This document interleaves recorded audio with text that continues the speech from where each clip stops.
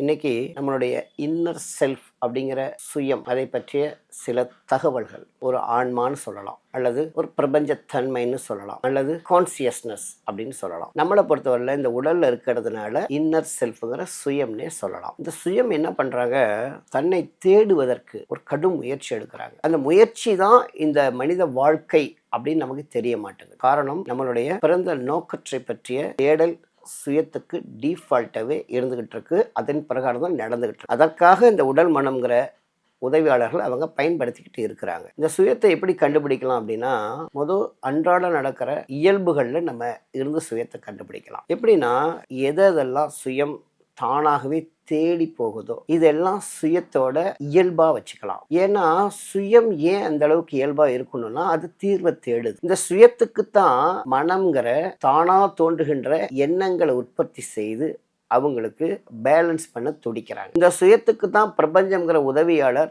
Happening அப்படிங்கிற செய்திகள் மூலம் முன்னாடி இருக்கிற விஷயங்கள் நடந்துகிட்டு இருக்குதுல்ல, அந்த விஷயங்கள் மூலம் ஒரு சில விஷயங்களை அவங்களுக்கு உணர்த்திக்கிட்டு இருக்காங்க. இப்ப நின்று பார்க்கறது சுயம். இந்த சுயம் டிஃபால்ட்டை எங்கெங்கெல்லாம் தேடுறாங்க, எங்கெங்கெல்லாம் ஓடுறாங்க, எங்கெங்கெல்லாம் இயல்பா இருக்கிறாங்கன்னு பார்த்தா, பொதுவா இசை ஒரு பயணத்தை அவங்களே அறியாம விரும்புவாங்க. ஒரு சூழ்நிலை மாற்றத்தை அவங்களே அறியாம தேடுவாங்க. அடுத்தது ஒரு கடற்கரையோரம், ஒரு பிடித்த இடம், ஒரு பிடித்த நபர், ஒரு பிடித்தன்னு அப்படியே போயிட்டே இருந்தா அந்த இடத்துல தான் சுயம் தன்னை தேடுவதற்கு எடுக்கிற முயற்சியில ஜஸ்ட் ரிலாக்ஸ் ஆகுறாங்க.